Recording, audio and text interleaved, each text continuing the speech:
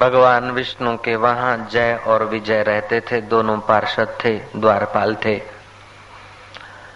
एक बार सनकादि ऋषि ज्ञानी संत आए विष्णु जी से मिलने जुलने। द्वारपालों ने अनादर कर दिया ब्रह्म ज्ञानियों का। उन सनकादि ऋषियों ने कहा कि हे अभागे, तुम भगवान विष्णु का तो दर्शन कर रहे हो, उनके द्वारपाल बने हो, लेकिन तुमको अभी समता नहीं आई। तुमने अभी सत्संग पचाया नहीं। तुम विष्णु के पास होते हुए भी राग द्वेष से जल रहे हो, छोटा बड़ा मान रहे हो। आदर अनादर छोटा बड़ा मानने से ही तो होता है। जाओ, तुम्हारी बुद्धि अभी राग द्वेष में घिरी है, जाओ तुम राक्षस हो जाओ। वही जय और विजय रावण और कुंभकर्ण हुए हैं। वही जय और विजय हिरण्यकश्यप और हिरण्याक्ष हुए हैं। और वही जय और विजय कंस और आदि हुए। कबीर जी ठीक कह रहे हैं, राम परवाना भेजिया वाचत कबीरा रोए। क्या करूं तेरी वैकुंठ को। वहां तो पुण्य का फल भोगने की जगह है ना, भजन करने का फल भोगने की जगह है। फल पैदा करने का तो यहाँ है। स्वर्ग में भी जाते हैं, अप्सराएं मिलती है, गंधर्व नृत्य करते हैं, पीने को अमृत होता है, सैर करने को सुवर्ण के विमान होते हैं। जल्दी बुढ़ापा नहीं आता।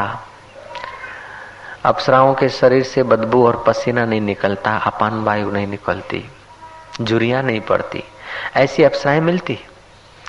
भजन के यज्ञ के तप के फल से तुम्हें स्वर्ग मिलता, और स्वर्ग का उपभोग करने से, स्वर्ग में जानने से तुम्हारा पुण्य घटता है और अप्सराएं मिलती है, और सत्संग में जाने से तुम्हारा पाप घटता है और परमात्मा मिलता है।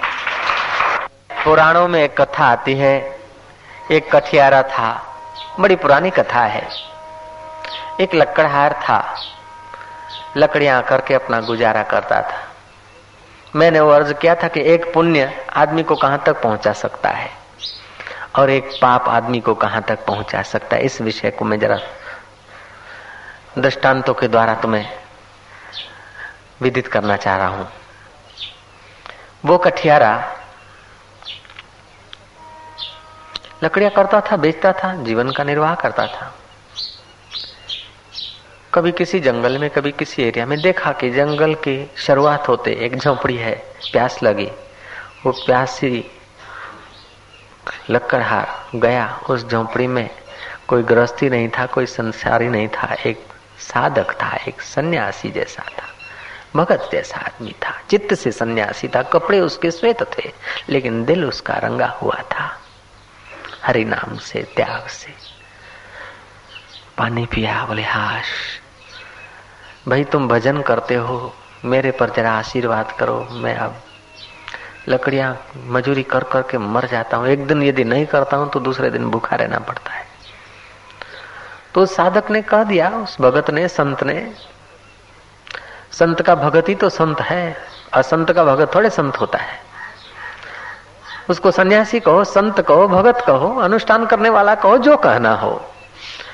उसने कहा भाई देखो, लकड़ियां करते हो तो तुम थोड़ा आगे जाया करो ना। उसकी सहजता से उसने कह दिया। लकड़ा आगे गया तो चंदन का वन मिला, चंदन की लकड़ियां मिलने लगी तो बड़ा खुश हुआ। अब तो महाराज एक दिन लकड़ी करो और 4 दिन तक चल सकता है, चंदन की लकड़ी मिली तो क्या फिर। चलता रहा। बोले इनकी जरा सी बात माने तो मेरी मेहनत से मुझे 4 गुना, 6 गुना, 10 गुना, 25 गुना मिल जाता एक दिन। फिर थोड़े दिन आता रहा, दर्शन करता रहा। बोले चंदन की लकड़ियां लेकर, लकड़हार तो हूं, वही हमारा खानदान, लड़कों की शादी बड़ा तो आता है, जरा पैसा तो हो गया, लेकिन है कठियारा मेरी जात। कुछ और बताते। बोले और आगे जा, कथा है। आगे गया, उसको कोई खान मिल गई, तांबा पीतल आदि कुछ। हाँ महाराज मिलकर कुछ दिन के बाद फिर बोला कि महाराज तांबा वाला है, पीतल वाला है। बोले और आगे जा। कहानी कहती कि उसको सोना मिल गया। सोना मिला महाराज, वो तो अमीर हो गया, रथ में घूमने लग गया, महल बन गए, शादियां बराते, वो खुश हो गया। लेकिन देखा कि वो एक दिन बैठा था, अभी भी कुछ जाए देखें क्या होता है। बोला सोना तो है, बेचते हैं 20-25 रुपए का तोला, बिक जाता है। अभी कुछ, बोले और आगे जा। आगे गया तो उसे हीरे मिले। अब तो पैसे से, धन से तो इतना हो गया, जो चीज अति होती है वो दुखदाई होती। पैसा खूब बढ़ गया। अब आया, बोले अब तो बेचैनी हो गई, सब दुश्मन हो गए, मेरी ऊंचाई देखकर सब लोग जेलसी करते। और पहले जो आराम से नींद आती थी वो अब नींद हराम हो गई। नैन का चैन चुरा के वो फिल्म वाली नहीं ले गई, ये माया ले गई, रुपए पैसे वो भी ले जाती, ये भी ले जाती। तो साधक ने कहा और आगे जा। ये और आगे गया तो देखा है एक ज्ञानी ब्रह्मनिष्ठ, अपने आप में तृप्त, अपने आप में जगे हुए, देह से परे जिनकी स्थिति थी, ऐसे तत्ववेता का छोटा मोटा सा निवास स्थान था। उसे आश्रम कह दो। पास में एक चश्मा था, वृक्ष थे, कुछ केले के फल लगे थे, कुछ सीताफल लगे थे, कुछ अलग अलग फल लगे थे, मधुर मधुर जल बह रहा था। बाबा जी को देखकर इसके चित्त को जरा शांति आने लगी। पहले साधक ने तो आगे आगे आगे कहता गया बस। बाबा जी को कहा कि एक साधु ने तो मुझे आगे आगे करते हीरे और जवाहरात तक पहुंचा दिया।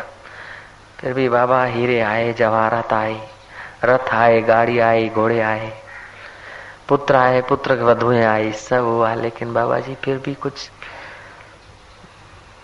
जीवन में कोई तसल्ली नहीं है, कोई चैन नहीं है, कोई आनंद नहीं है, कोई भीतर का संगीत नहीं है।